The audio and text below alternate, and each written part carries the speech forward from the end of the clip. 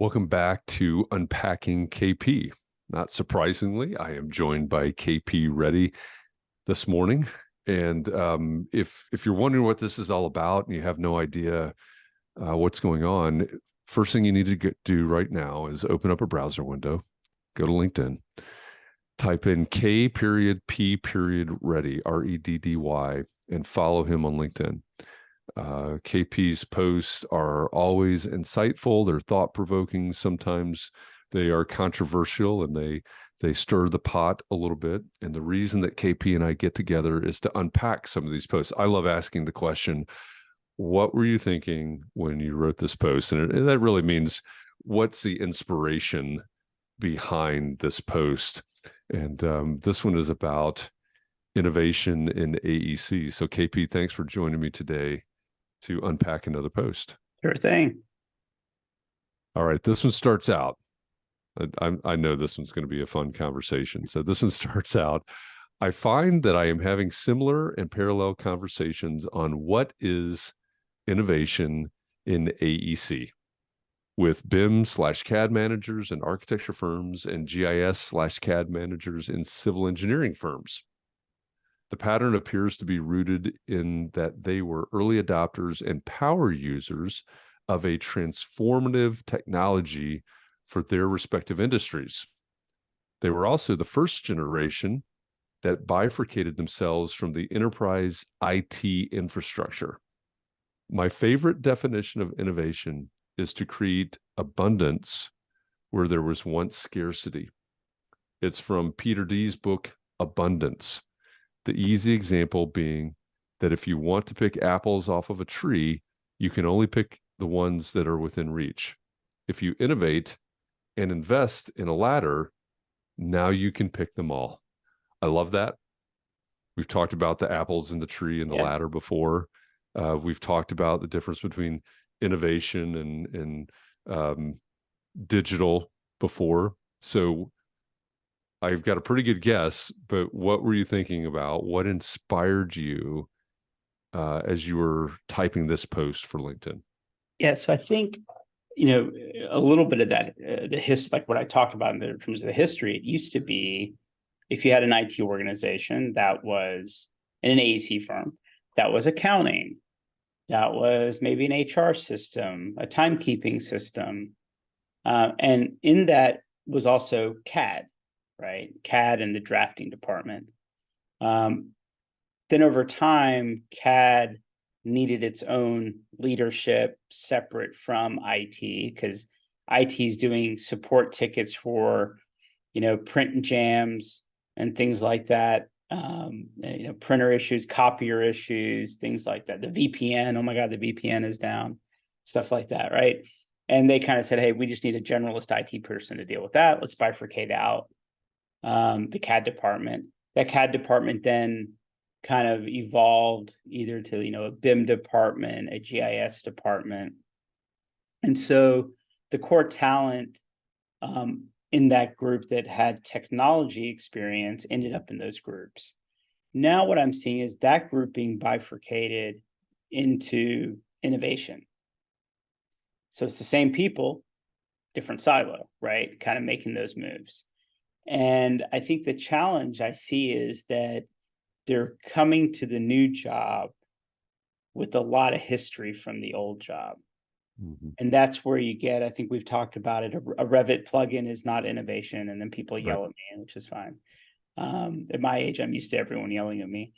The GIS department, everything has to be on Esri. It's like, no, it doesn't. Like, that's not a thing, right?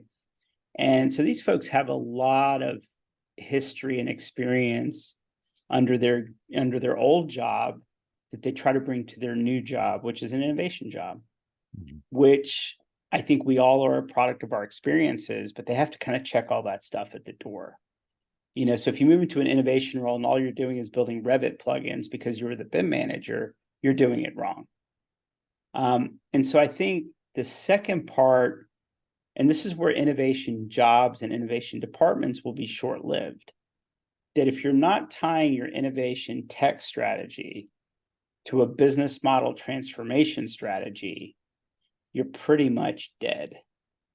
right? So what you become is like the special projects and R&D group of the BIM department. But you have to start building new vocabulary as an innovation manager around business models, understanding the business models, understanding the latest technology, keeping up. So you start to read and look at different things. It's kind of like you don't get to go to Autodesk University anymore or Esri World anymore. That was your old job. That was your old job.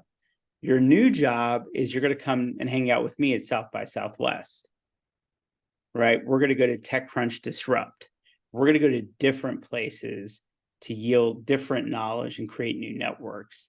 And it's very frustrating that that's kind of where it's happening. You know, that's kind of, I see a pattern of that happening. And I think that's why a lot of the things that, you know, you and I work on is so education oriented, right? Like how do we, you know, and by the way, these innovation jobs, it's not like Steve had it before you. Let me transition the job from Steve, and Steve has all these best practices. I've yet to see anyone with a job like corporate say, the CEO say, here is my job description for my chief innovation officer. Here's the job. We're going to post it. It tends to be hiring a known quantity, someone that they trust, that's been in the organization for a long time, which is fantastic because they understand the culture and the nuances of the org.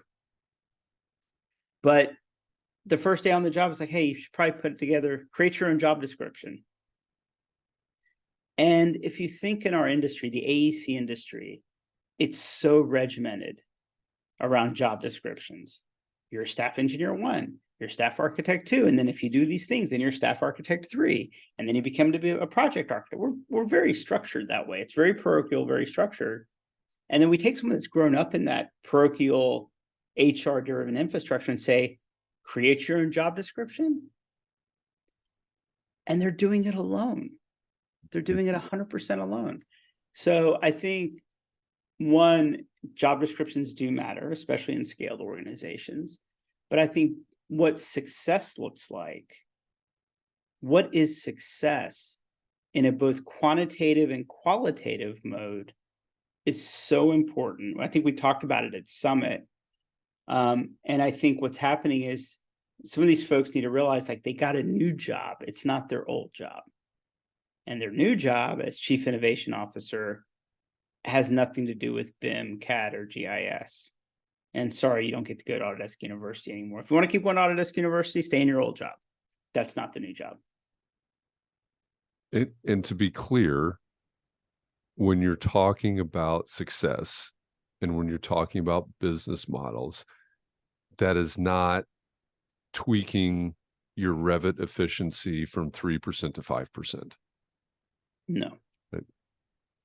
We hear that, we see that, and that's what is that, digital transformation, I suppose, yeah. But that's not what we're talking about here. We're not trying to get a couple more apples faster. No. We're trying to get all the damn all apples. of them. We The want entire all orchard. and we want them quickly. Yeah, we want the orchard, and then we want the county, and then we right. want, and then we want to then the distribution. Say, right. And then we're going to say, hey, it turns out there's more margin in making apple cider. Since we're really good at getting all the apples, we're to go make apple cider, and it's a whole new business model with a whole new margin, et cetera. Right.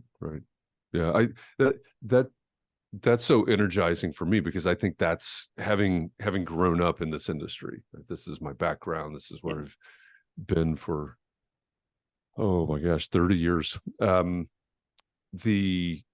That's exactly how I see the future of designing, building, developing. We've got to start making apple cider, right, rather than bags of apples. With the way that everything is changing. And I'm super excited that here, as we record this, we're I guess we're a month and a half away from our first meeting of our mastermind group for directors of innovation. I think it's a really great opportunity for these people. Like you said, it's, hey, you're in this role now. You've got your first innovation has to be your own job description.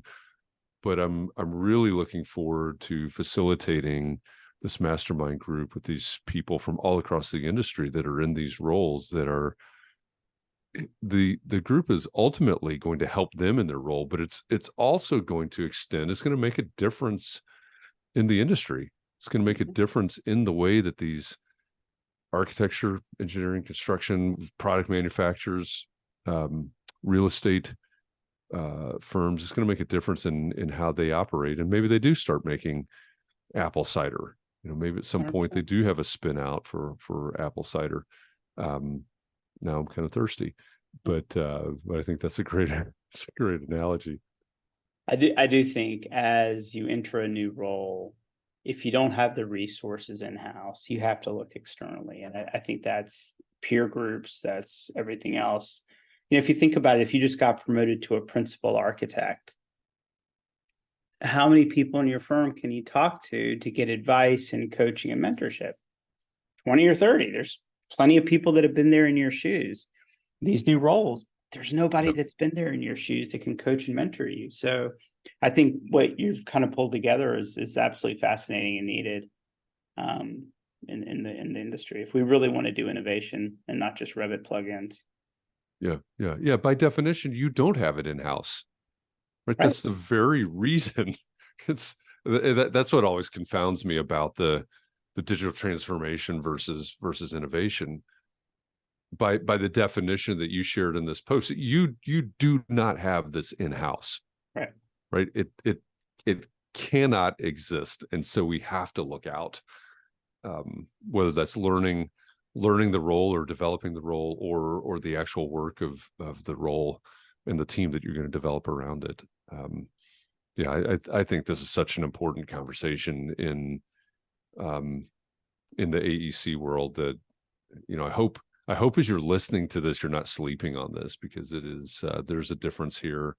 And somebody asked me the other day, I'm looking for a firm that's like these that you talk about, right? That are the progressive firms, et cetera. First thing you've got to do they have a role like this? Mm-hmm. Chief Innovation Officer, Director of Innovation. I don't really care necessarily what that title is per se, but it has to be, realistically, it has to be that type of role. And that's the first place I would start looking, if we're looking for the ones that are the most progressive, that are really looking forward in the industry. Okay, Pete, thanks for helping me unpack this post. It's another great one. Again, if you just joined us somehow and you didn't figure out what we're talking about, task number 1, go to LinkedIn. Task number 2, follow K.P. Reddy, REDDY, KP Reddy on LinkedIn. The post that we're talking about right now starts out, I find that I'm having similar and parallel conversations on what is innovation in AEC. And then KP dives in from there. We've just been unpacking the reason that he decided to write that post for LinkedIn. So KP, thanks as always for unpacking this with me. And for those of you out there listening to this, thanks for listening. We'll be back again next week with another Unpacking KP.